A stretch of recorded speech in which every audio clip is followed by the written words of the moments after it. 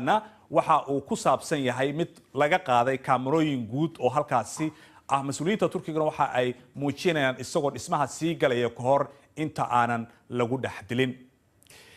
inta kadib waxa la soo bandhigay muuqaalo kale oo muujinayay 15 sarkaal oo Sacuudiyaan ah oo diyaarad khaas ah ku yimid magaalada Istanbul wax yar ka hor inta aanu Khashoggi booqan qunsuliyadda waxaana ay muujinayaan sawiradaasi in saraakiisha sida ay sheegayaan muuqaalo cusub oo maanta la sii daayay ayaa muujinaya iyaguna in mid ka mid ah raggaasi uu isku dayay in uu iska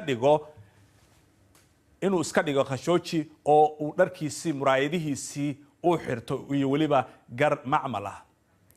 Saudi Arabia ayaa horay u dafirtay in ay dileen wariyaha inkastoo ay mar dambe qireen inuu dhintay oo ku dhintay khilaaf dhexmaray isaga iyo sirdoon ku sugnaa qunsuliyadda waxaana ay sheegayaan in sawiradan oo maanta iyaguna la sii daayay aqalka boqortooyada Sacuudiga ay muujinayaan boqor Salmaan iyo Amiir Mohammed bin Salmaan oo ku kulmaya halkaasi kula kulmaya wiil uu dhalay Jamal Khashoggi oo markaasi ay uga tacsiyeynayaan geerida aabihi.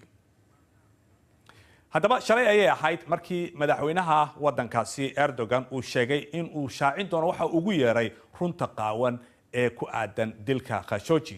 Maxamed Cabdi Xaraare ayaa faahfaahinaya.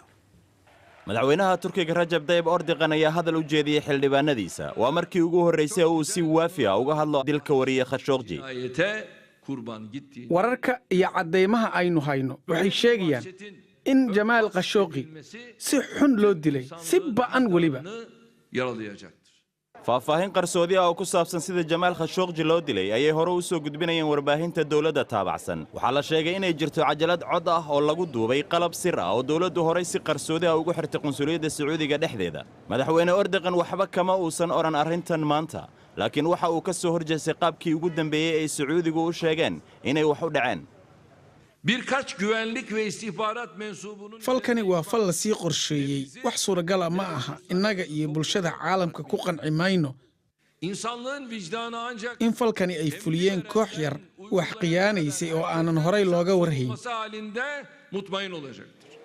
dhanka Sacuudiga caasimadda Riyaad si caadi ah ayay howluhu isaga socdaan maanta waxaa furmay shirweynaha maalgelinta ee daafaska saxaraha.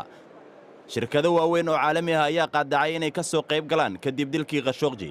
xitaa furitaanka shirka arrinta Khashoggi waa la soo hadal qaaday. falalka xun ee toddobaadyaddan la soo warinayay waa wax ku cusub dhiigga iyo dhaqankeenna waxaan aad ugu kalsoonahay in taageerada dawladda cidda ay khusayso iyo hoggaankaba runtu u soo bixi doonto. shirkan maalgelinta waa fikir uu curiyay dhaxal sugaha boqortooyada Sacuudi Arabiya Amiir Mohammed bin Salmaan. inkastoo ay dawladda Sacuudigu beenaysay dawladaha galbeedka ayaa walaac ka qabay inuu isagu amray howlgalkii lagu khaarijiyay Jamal Khashoggi. madaxweynaha Turkiga waa uu ka gaabsaday inuu magacaabo amiirka wuxuu beddelkeeda daacadnimo ku amaanay amiirka aabihi boqor Salmaan oo iminka sii gaboobaya. si kastaba ha ahaatee wuxuu dalbaday in laga jawaabo su'aalihiisa oo ay ka mid yihiin halka uu meydka Khashoggi ku dambeeyay iyo cidda gacan ka geysatay in la qubo. sidoo kale wuxuu dalbaday in dadka laga shakiyay dib loogu soo celiyo Turkiga si loo maxkamadeeyo. markuu noolaa Jamal Khashoggi wuxuu si weyn uga dhex muuqday baraha bulshada hase yeeshee dilkiisa naxdinta leh ayaa ruuxay xiriirka reer galbeedka iyo Sacuudi Arabiya kaasoo u muuqda in sidiisii kal hore aanu dib ugu soo noqon doonin.